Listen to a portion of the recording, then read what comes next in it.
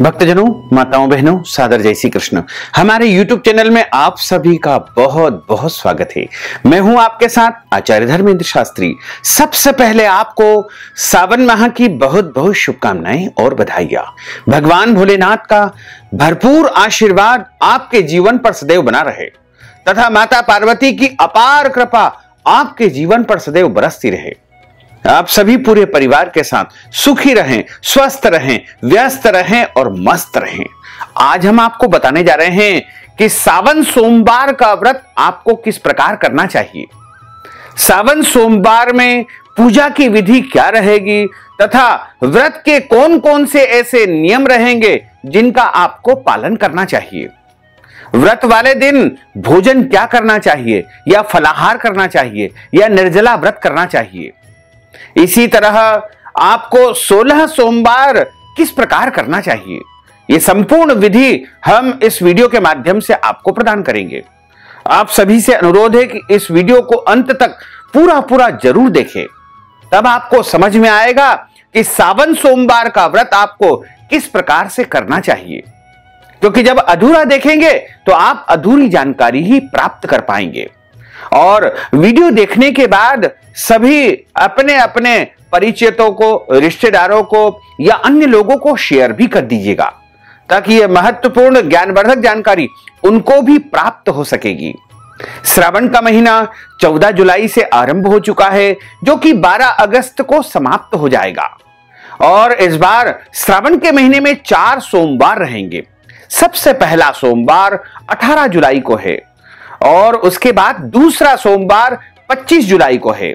वहीं तीसरा सोमवार 1 अगस्त को है और चौथा और अंतिम सोमवार 8 अगस्त को रहेगा।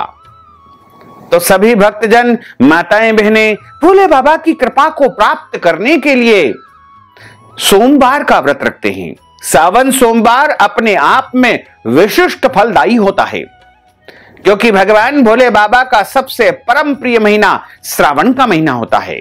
और श्रावण मास में भगवान भोले बाबा माता पार्वती के साथ अपनी ससुराल में यानी पृथ्वी पर आते हैं। और जब भक्त उनकी पूजा करते हैं, आराधना करते हैं, उपाय करते हैं, तो भोले बाबा तथा माता पार्वती अत्यधिक प्रसन्न होते हैं और भक्तों को मनचाहा फल प्रदान करते हैं। अगर कुंवारे लड़के अथवा लड़कियों का विवाह नहीं हो पा रहा है तो उनको सावन सोमवार के व्रत अवश्य करना चाहिए। और यदि कोई विद्यार्थी उत्तम शिक्षा को प्राप्त करना चाहता है, यदि कोई विद्यार्थी शिक्षा को प्राप्त कर चुका है लेकिन उसकी नौकरी नहीं लग पा रही है, नौकरी में पदोन्नति प्राप्त नहीं हो पा रही है, या फिर संतान प्राप्ति के अवसर नहीं हो पा रहे हैं, या घर में आर्थिक समस्याएं हैं, कर्ज बहुत हो चुका है, या परिवार में लड़ाई झगड़ा वाद विवाद की स्थिति लगातार बनी रहती है, या फिर आपके घर में कलहपूर्ण स्थिति बनी रहती है, या आपके घर में कोई गंभीर समस्या है, या कोई आपके अटके हुए रुके हुए काम पूर्ण नहीं हो पा रहे हैं, तो आपको सावन सोमवार का व्रत अवश्य करना चाहिए। क्योंकि सावन सोमवार का व्रत करने से भोले बाबा और माता पार्वती दोनों प्रसन्न होते हैं और भक्तों को मनचाहा फल शीघ्र ही प्रदान करते हैं। और जितने भी देवी देवता हैं उनमें सबसे जल्दी प्रसन्न होने वाले यदि कोई भगवान है तो वो भोले बाबा है। भोले बाबा को भंडारी कहा जाता है। तो अगर आप सावन सोमवार का व्रत करते हैं तो आपको सावन सोमवार के दिन सबसे पहले जल्दी उठना चाहिए और स्नान करना चाहिए। जो माताएं बहनें होती है वो अच्छी प्रकार से स्नान करें। वैसे तो धर्म ग्रंथों और पुराणों में कहीं नहीं लिखा है कि सोमवार के दिन बाल नहीं धोना चाहिए, लेकिन हमारी लौकिक मान्यताओं में यह कहा जाता है कि सोमवार के दिन बाल नहीं धोना चाहिए। तो आप प्रयास करें कि एक दिन पहले ही बाल धोकर के स्नान कर लेवे। जैसे आपको सावन सोमवार का व्रत करना है तो आप रविवार के दिन बाल धोकर के स्नान कर लेवे, और सावन सोमवार के दिन आप स्नान करें और बालों के ऊपर थोड़ा सा गंगा जल अवश्य छिड़क लेवे। क्योंकि बाल यदि नहीं धोएंगे तो अधूरा स्नान माना जाएगा। और उस दिन स्वच्छ व पवित्र वस्त्र धारण करें। भगवान भोले बाबा को काले वस्त्र अच्छे नहीं लगते हैं। इसलिए ध्यान रखें कि काले कपड़े सावन सोमवार के व्रत में बिल्कुल नहीं पहनना चाहिए। भगवान भोले बाबा के परम प्रिय जो रंग होते हैं वो सफेद रंग होते हैं, पीले रंग होते हैं, लाल रंग होते हैं, नीला रंग होता है, इसके अलावा केसरिया रंग होता है। लेकिन काला रंग छोड़ करके अन्य सभी रंग के कपड़े आप सावन सोमवार व्रत में उपयोग कर सकते हैं। ध्यान रखें, जिस दिन हम व्रत करें उस दिन धुले हुए कपड़े आपको पहनना चाहिए। फटे कपड़े बिल्कुल नहीं होना चाहिए। फटे कपड़े यदि है तो उनको सिल करके और धुले हुए वस्त्र ही आपको धारण करना चाहिए। तथा स्नान करने के बाद मस्तक पर तिलक धारण करें तथा सूर्य भगवान को जल अर्पित करें तथा भगवान भोलेनाथ के सामने बैठ करके संकल्प धारण करें। आप जो व्रत करने जा रहे हैं उसका संकल्प आप अवश्य धारण करें। संकल्प में हाथ में बिल्व पत्र रख ले, अक्षत रख ले, सुपारी रख ले, कुछ पैसे रख ले और यदि संभव हो तो अपने हाथ में आप काले तिल और सफेद पुष्प भी रख सकते हैं। इस प्रकार मानसिक रूप से संकल्प धारण करें। संकल्प का अर्थ होता है प्रतिज्ञा करना या शपथ ग्रहण करना। संकल्प आपको धारण करना चाहिए क्योंकि संकल्प से कार्य सिद्धि होती है और संकल्प दोनों ही अवस्था में धारण करना चाहिए। अगर आप निष्काम भाव से यानी आपके मन में कोई भी कामना नहीं है और आप सावन सोमवार का व्रत करने जा रहे हैं तो भी आपको संकल्प ले लेना चाहिए। और यदि सकाम भाव है, आपके मन में कोई इच्छा है, कामना है, तो भी आपको संकल्प धारण करना चाहिए। संकल्प के माध्यम से आपको भगवान के सामने यह कहना है कि आज मैं भगवान भोलेनाथ की प्रसन्नता के लिए, माता पार्वती की प्रसन्नता के लिए सावन सोमवार का या 16 सोमवार का व्रत करने जा रहा हूं या करने जा रही हूं। हे भगवान, इस व्रत को आप सफल करना तथा हमारे जीवन की जो जो भी इच्छाएं हैं अपना नाम गोत्र बोलते हुए आप उन इच्छाओं को प्रकट कर दीजिएगा और संकल्प भगवान भोले बाबा के सामने, उनके शिवलिंग के सामने या चित्र के सामने आप अर्पित कर दीजिएगा।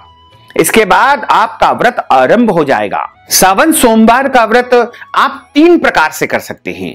एक होता है निर्जला व्रत, निराहार, यानी बिल्कुल आप जल भी ग्रहण नहीं करेंगे, फल भी ग्रहण नहीं करेंगे, अन्न भी ग्रहण नहीं करेंगे। एक विधि ये हो गई। तो ये जो विधि आप संपन्न करेंगे ये सूर्योदय से लेकर के शाम के सूर्यास्त तक निरंतर चलती रहेगी। या आप चाहें तो अगले दिन तक भी इसको जारी रख सकते हैं। जैसा आपका शरीर साथ दे उसी प्रकार आपको व्रत करना चाहिए। दूसरी विधि रहेगी फलाहार करके आप व्रत का पालन करें, यानी आपको इस दिन अन्न का सेवन नहीं करना है, आप जल और फलाहार सेवन कर सकते हैं, चाय, दूध, कॉफी इत्यादि ले सकते हैं, कोई दोष नहीं है। इसी तरह तीसरी विधि हो गई, आप एक समय भोजन करके व्रत का पालन करें। लेकिन ध्यान रखें, जो भी आप फलाहार लें या जो भी आप वस्तु का सेवन करें या भोजन का सेवन करें वो 3 पहर समाप्त होने के पश्चात ही आपको ग्रहण करना चाहिए।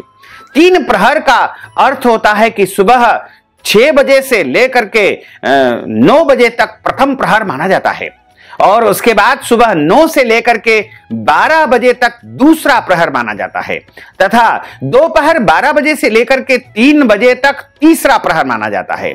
यानी 3 बजे तीसरा प्रहर समाप्त हो जाएगा और उसके बाद जो चौथा प्रहर आरंभ होगा वो शाम को 3 से लेकर के 6 बजे तक रहेगा।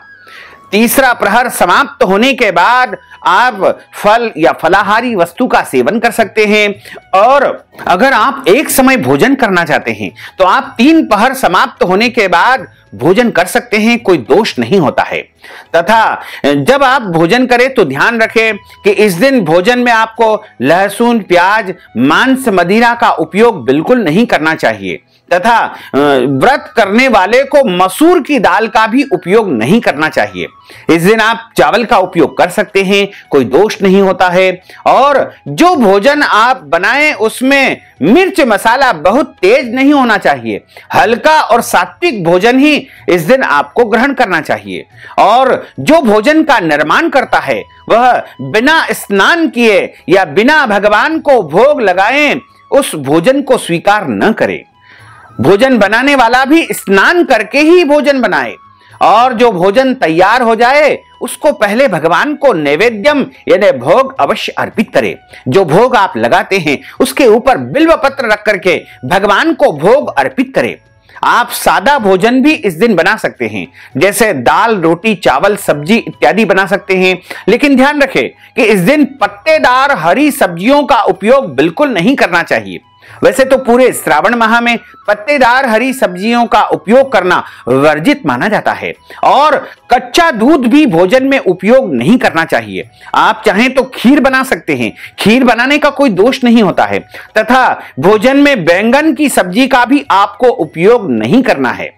इसमें दाल, रोटी, चावल, सब्जी इत्यादि बना सकते हैं। दाल बाटी चूरमा भी आप बना सकते हैं, लड्डू बना सकते हैं, खीर बना सकते हैं या अन्य मिठाइयां बना सकते हैं। और यदि आप भोजन नहीं करना चाहते हैं तो आप फलाहार के रूप में जो शुद्ध फलाहार माने गए हैं, जैसे साबूदाना, आलू, मूंगफली के दाना और अन्य जो भी शुद्ध फलाहार के रूप में माना जाता है, उनका आप उपयोग कर सकते हैं। एक समय फलाहार कर ले, 2 समय फलाहार कर ले, कोई दोष नहीं होता है, लेकिन ध्यान रखें कि 3 प्रहर के बाद ही आपको फलाहार अथवा भोजन ग्रहण करना चाहिए। और अगर आप निर्जला निराहार व्रत करना चाहते हैं तो सुबह से लेकर के 3 प्रहर तक आप निर्जला निराहार व्रत करें, अथवा आप सूर्योदय से लेकर के अगले दिन सूर्योदय तक निर्जला निराहार व्रत भी कर सकते हैं। यानी जैसा आपका शरीर साथ देता है उसी प्रकार आप व्रत कर सकते हैं। वैसे तो 16 सोमवार और सावन सोमवार की विधि लगभग एक सी ही रहती है, और लेकिन 16 सोमवार की जो पूजा होती है वो शाम को ही संपन्न होती है, और सावन सोमवार की जो पूजा होती है वो सुबह के समय आप संपन्न कर सकते हैं और शाम के समय भी आप पूजन कर सकते हैं। दोनों ही परिस्थिति में, दोनों ही समय आप पूजन अर्चन कर सकते हैं, कोई दोष नहीं है।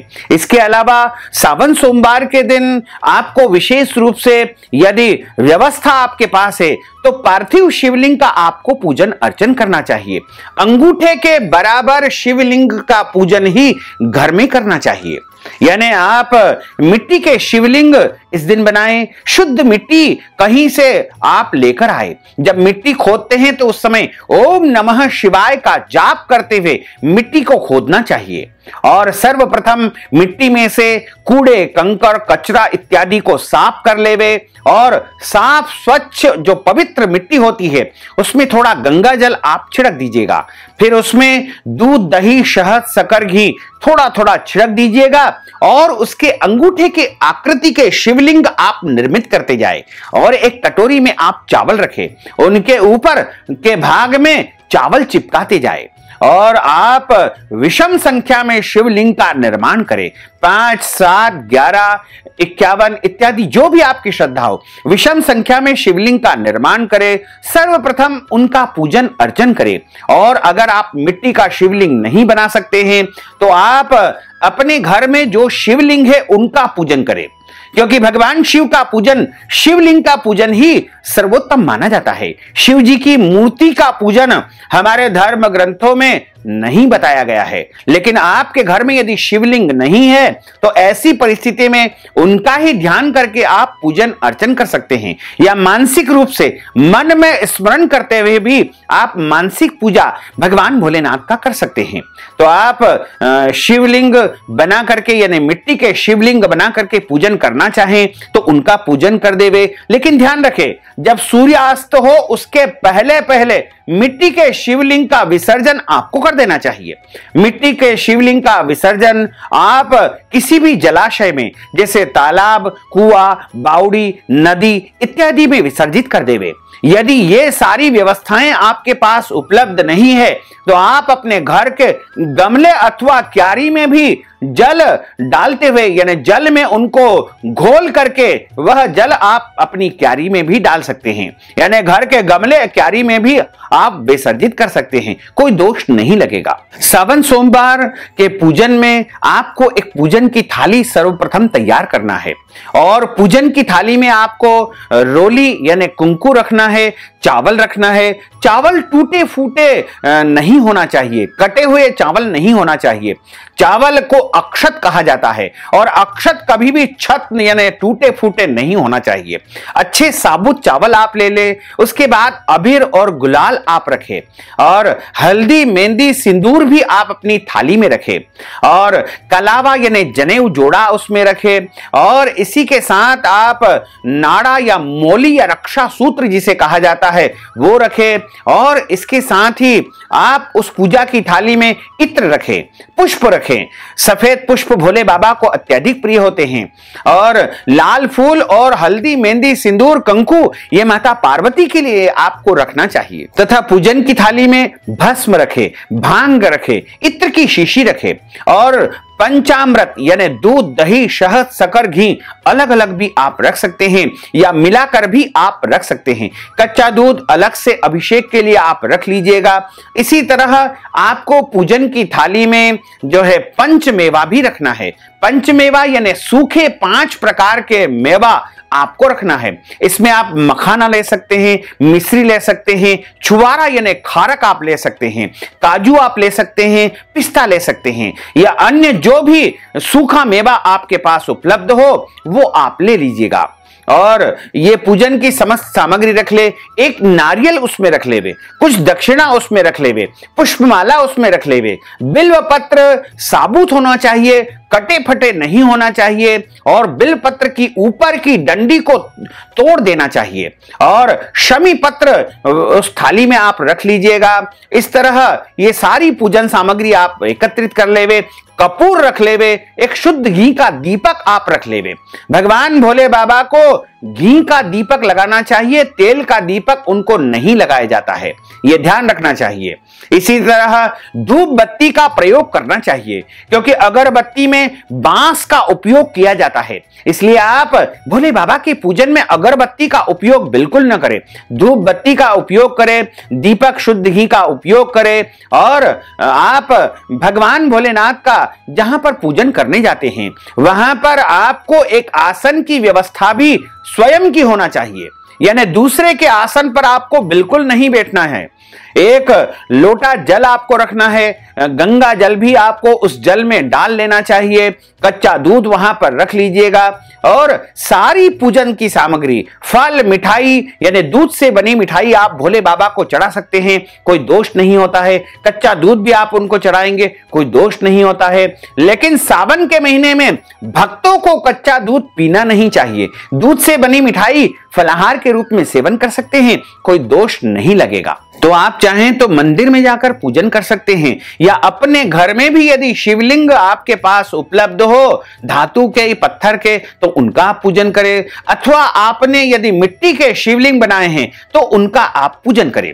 भगवान भोलेनाथ का पूजन करने के लिए सर्वप्रथम उनके ऊपर 4 बार जल चढ़ाया जाता है। 4 बार जल चढ़ाने का अर्थ होता है पहली बार में उनके पांव धुलाए जाते हैं और दूसरी बार में पादियो पाद्यम हस्त्यो अर्घ्यम, दूसरी बार में उनके हाथ धुलाए जाते हैं और तीसरी बार में उनको आचमन करवाया जाता है, चौथी बार में उनको स्नान करवाया जाता है। संपूर्ण शरीर का स्नान होता है, सर्वांग स्नान होता है। उसके बाद उनको दूध से स्नान करवाया जाता है, कच्चा दूध उनके ऊपर चढ़ाया जाता है, फिर शुद्ध जल उनको अर्पित करे, उसके बाद दही चढ़ाए और उसके बाद भोले बाबा को शुद्ध जल चढ़ा करके घी से स्नान करवाए तथा फिर शुद्ध जल चढ़ाए और शहद से भोले बाबा को स्नान कराएं, फिर शुद्ध जल चढ़ाएं और उसके बाद शक्कर से भोले बाबा को स्नान कराएं। जब आप स्नान करा रहे हैं उस समय ओम नमः शिवाय का जाप आप करते रहे। उसके बाद भोले बाबा को पंचामृत यानी दूध दही शहद शक्कर घी इन 5 वस्तुओं से मिलकर के पंचामृत तैयार होता है। आप चाहें तो उसमें गंगा जल भी डाल सकते हैं लेकिन अनिवार्य नहीं है, केवल 5 चीजों से ही पंचामृत बनता है और इन 5 चीजों को मिलाकर के जो वस्तु बनेगी उसका नाम पंचामृत होगा। तो भोलेनाथ को पंचामृत से स्नान करवाएं और उसके बाद भोले बाबा को आप चंदन के जल से स्नान कराएं। चंदन का जल स्नान कराने के बाद शुद्ध जल से स्नान कराएं, इत्र के जल से स्नान कराएं, फिर शुद्ध जल से स्नान कराएं, फिर भांग के जल से स्नान कराएं, फिर शुद्ध जल से स्नान कराएं, फिर भस्म के जल से। भस्म एक प्रकार की राख होती है जो धूप बत्ती और अगरबत्ती के माध्यम से आप अपने घर में भी बना सकते हैं, या हवन की भस्म आपके घर में है तो उसका भी आप उपयोग कर सकते हैं। भस्म से स्नान कराने के बाद शुद्ध जल से स्नान कराएं, फिर उनको गुलाब जल से स्नान कराएं और फिर शुद्ध जल से स्नान कराएं, फिर गंगा जल से स्नान कराने के बाद भोले बाबा को वस्त्र चढ़ाएं। भोले बाबा को सफेद वस्त्र अत्यधिक प्रिय होता है। उसके बाद भोले बाबा को जनेऊ जोड़ा चढ़ाएं। उसके बाद भोले बाबा को आचमन के लिए 2 बार जल अर्पित करें। फिर भोले बाबा को आप चंदन का तिलक लगाएं। त्रिपुंड उनको लगाया जाता है, या जो भी आपके पास व्यवस्था है उस प्रकार उनको तिलक लगा देवे। अक्षत भोले बाबा को चढ़ाएं। भोले बाबा को साबुत अक्षत चढ़ाना चाहिए, और भोले बाबा को जो अक्षत हम चढ़ाते हैं उनको गीले करके ही चढ़ाना चाहिए। और उसके बाद भोले बाबा को सफेद पुष्प चढ़ाएं, पुष्प की माला यानी फूल की माला उनको चढ़ाएं, और बिल्व पत्र उनको अर्पित करें। 3 पत्तों वाला बिल्व पत्र ही सर्वोत्तम माना जाता है। बिल्व पत्र के ऊपर आप पहले से तैयार करके उसके ऊपर राम नाम लिख करके तैयार कर सकते हैं। बिल्व पत्र भी विषम संख्या में अर्पित करना चाहिए, जैसे 5, 7, 11, 21 इन संख्याओं में बिल्व पत्र भोले बाबा को आप अर्पित करते जाएं। और उसके बाद आप भोले बाबा की प्रसन्नता के लिए उनको शमी पत्र अर्पण करें तथा अबीर गुलाल उनको चढ़ाएं। ध्यान रखें, शिवलिंग के ऊपर कभी भी कुमकुम नहीं चढ़ाना चाहिए, सिंदूर नहीं चढ़ाना चाहिए, और शिवलिंग के ऊपर जो है आपको मेहंदी और हल्दी भी नहीं चढ़ाना है। हल्दी केवल एक दिन महाशिवरात्रि को ही चढ़ती है, जब भोले बाबा दूल्हे बनते हैं। तो आप जो जलाधारी स्वरूपा माता पार्वती है उनके ऊपर आप हल्दी, मेहंदी, सिंदूर, सौभाग्य की वस्तु इत्यादि चढ़ा सकते हैं। और लाल फूल भी यदि आपको चढ़ाना है तो वो जलाधारी के ऊपर आप चढ़ा सकते हैं। शिवलिंग के ऊपर आपको कतई लाल फूल नहीं चढ़ाना चाहिए, सफेद पुष्प आपको चढ़ाना चाहिए, तथा आप भोले बाबा को बिल पत्र, शमी पत्र, सफेद पुष्प, सौभाग्य की वस्तुएं अर्पण करने के बाद उनको इत्र चढ़ाएं। और इत्र चढ़ाने के बाद में उनके ऊपर आप दुर्वा भी चढ़ा सकते हैं। उसके बाद धूप और दीप उनको दिखाएं। धूप दीप दिखाने के बाद हाथ धो लीजिएगा तथा हाथ धो करके शुद्ध भोग उनके सामने रखिएगा। भोग आप दूध से बनी मिठाई का रखें। पंचमेवा जो ड्राई फ्रूट्स आप लेकर आए हैं उनका भोग रखें। जो फल ऋतु में जो पाए जाते हैं जैसे केला, सेवफल, अनार, अंगूर या जो भी फल आपके पास उपलब्ध हो, चीकू इत्यादि, वो भी आप भोले बाबा के सामने रख दें। तथा जो नैवेद्य आपने भोग लगाया है उसके ऊपर बिल्व पत्र रख दीजिएगा। उसके बाद जल घुमा दीजिएगा और उसके पश्चात आप एक नारियल भोले बाबा को चढ़ाएं। नारियल कभी भी भोले बाबा के सामने तोड़ना या फोड़ना नहीं है, पूरा का पूरा नारियल भोले बाबा को आपको अर्पण करना है। उसके ऊपर दक्षिणा रख देवे और उसके बाद में आपको सोमवार की कथा का श्रवण करना चाहिए। सोमवार की कथा हम आपको सुनाएंगे, वो कथा आप सुन लीजिएगा और उसके बाद भोले बाबा की आरती उतारे। इस प्रकार आपको सावन सोमवार का पूजन अर्चन करना है तथा जो भोजन आपने तैयार किया है अपने लिए, वो शुद्ध भोजन का भोग बिलपत्र रख करके पहले भोले बाबा को लगाएं, उसके बाद स्वयं प्रसाद रूप में आप ग्रहण करें। और जो भक्तजन, माताएं, बहनें 16 सोमवार का व्रत करना चाहते हैं वो किसी भी सावन के सोमवार से व्रत आरंभ कर सकती है। संकल्प धारण करें और प्रदोष के समय भगवान का पूजन करें और कोई एक वस्तु लेकर के, जैसे आप चाहें तो बिलपत्र खाकर भी 16 सोमवार का व्रत कर सकते हैं। निर्जला निराहार भी आप व्रत कर सकते हैं। एक समय भोजन करके भी आप व्रत कर सकते हैं। फलाहार करके भी आप व्रत कर सकते हैं। मिश्री से आप 16 सोमवार का व्रत कर सकते हैं। चूरमा खाकर भी आप 16 सोमवार का व्रत कर सकते हैं, या जैसा आपका शरीर साथ दे उसी प्रकार आपको 16 सोमवार का व्रत करना चाहिए। और जब 16 सोमवार पूर्ण हो जाए तो 17 सोमवार के दिन व्रत का उद्यापन कर लेना चाहिए। और जो व्रत करता है सावन सोमवार का, 16 सोमवार का, या प्रदोष का, या सावन शिवरात्रि का, उन सभी को ध्यान रखना चाहिए कि विवाहित दंपतियों को ब्रह्मचर्य व्रत का पालन अवश्य करना चाहिए। यानी पति पत्नी को उस दिन एक दूसरे से दूरी बना करके रखना चाहिए। इसी तरह आपको झूठ नहीं बोलना चाहिए, क्रोध नहीं करना चाहिए, वाद विवाद लड़ाई झगड़ा बिल्कुल नहीं करना चाहिए और सभी से प्रेम पूर्वक व्यवहार करना चाहिए। और इस दिन कोई भी गलत, अनैतिक या पाप कर्म आपको बिल्कुल नहीं करना चाहिए। शरीर के अंग के कोई भी बाल काटना अथवा कटवाना नहीं चाहिए और इस दिन आपको पेड़ पौधों को काटना और छांटना भी नहीं चाहिए। सोमवार के दिन बिलपत्र तोड़ना वर्जित माना जाता है। यदि आपको बिलपत्र पूजन में उपयोगी है तो एक दिन पहले आप तोड़ करके रख लीजिएगा और यदि आपको आवश्यक है तो बाजार से जो बिलपत्र मिलते हैं उनका आप उपयोग कर सकते हैं। और इस दिन आप भगवान की पूजा के लिए पुष्प तोड़ सकते हैं, फूल तोड़ने का कोई दोष नहीं रहता है। इसी प्रकार आपको अपने घर के बड़े बुजुर्ग, माता पिता, सास ससुर या अन्य वरिष्ठ जनों का उस दिन अपमान अथवा अनादर बिल्कुल नहीं करना चाहिए। घर पर कोई याचक, भिखारी या जरूरतमंद आता है तो उसको खाली हाथ नहीं लौटाना चाहिए।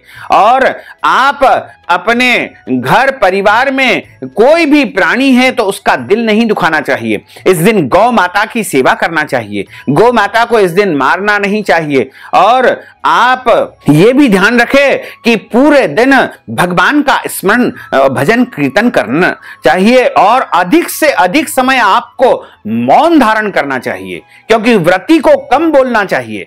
कम बोलने से बहुत अच्छा रहता है। व्रती को अधिक से अधिक मौन व्रत धारण करना चाहिए। आवश्यक हो तो बोले, लेकिन अधिक बोलना भी एक प्रकार से गलत माना जाता है। और इस दिन आपको जो है पूरे सात्विकता के साथ, शुद्धता के साथ में व्रत का पालन करना चाहिए। और व्रत का जब हम पालना करते हैं तो उस समय भी हमको शुद्ध और पवित्र वस्तु धारण करना चाहिए। 3 प्रहर समाप्त होने के बाद आप व्रत का पालना कर सकते हैं। वैसे तो सोमवार का व्रत जो होता है वह 3 प्रहर का ही माना जाता है, उसके बाद आप व्रत का पालना कर सकते हैं, कोई दोष नहीं होता है। लेकिन यदि आपका शरीर साथ देता है तो आप अगले दिन सूर्योदय होने के बाद भी व्रत का पालना कर सकते हैं, कोई दोष नहीं है। लेकिन आप ध्यान रखें कि यदि आपके घर में जन्म अथवा मृत्यु का सूतक लगा हो, ऐसी अवस्था में आप पूजन किसी और के माध्यम से करवा देवे, ब्राह्मण के माध्यम से करवा देवे। यदि मासिक धर्म या पीरियड में माताएं बहनें होती है, वो भी अपनी पूजन किसी और के माध्यम से करवा देवे, स्वयं पूजन न करे, लेकिन व्रत के सभी नियमों का पालन उनको करना चाहिए। और गर्भवती माताओं को कठोर व्रत नहीं करना चाहिए। फलाहार करके अच्छी प्रकार से फल फूल इत्यादि ग्रहण करके व्रत कर सकती है, कोई दोष नहीं होता है। और आप अपना शरीर साथ दे उसी प्रकार आप व्रत करें। बहुत कठोर व्रत बिल्कुल नहीं करना चाहिए, क्योंकि हमारा सर्वप्रथम कर्तव्य होता है शरीर की रक्षा करना। हमारा सर्वप्रथम धर्म होता है हमारे शरीर की रक्षा करना, क्योंकि हमारे शरीर में भी एक प्रकार से ईश्वर का वास होता है। और जो हम दवाई लेते हैं उसका कोई दोष नहीं होता है, जल पीने से कोई दोष नहीं होता है, और पका हुआ दूध पीने से भी कोई दोष नहीं लगता है। चाय आप पी सकते हैं, कॉफी पी सकते हैं, उसका भी कोई दोष नहीं लगेगा।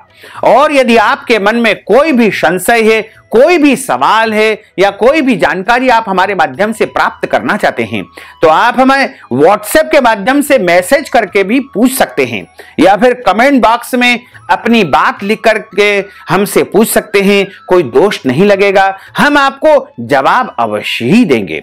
तो भक्तजनों, माताओं बहनों, अगर आप सावन सोमवार के निमित्त रुद्राभिषेक करवाना चाहते हैं, पूजन अर्चन करवाना चाहते हैं, या उपाय करवाना चाहते हैं, या महामृत्युंजय का जाप करवाना चाहते हैं, या पार्थिव शिवलिंग का पूजन अर्चन करवाना चाहते हैं, तो आप नगद राशि हमारे पेटीएम के माध्यम से, गूगल पे के माध्यम से, फोन पे के माध्यम से या अकाउंट नंबर के माध्यम से भेज करके सावन सोमवार का संपूर्ण पुण्य लाभ प्राप्त कर सकते हैं। साथ ही आपसे अनुरोध है कि हमारे इस ज्ञानवर्धक वीडियो को अधिक से अधिक लोगों को शेयर करिएगा, लाइक करिएगा, कमेंट करिएगा। और यदि अभी तक आपने सब्सक्राइब नहीं किया है तो अभी और इसी समय सब्सक्राइब अवश्य कर लीजिए। आपको और आपके पूरे परिवार को सादर जय श्री कृष्ण, सादर धन्यवाद।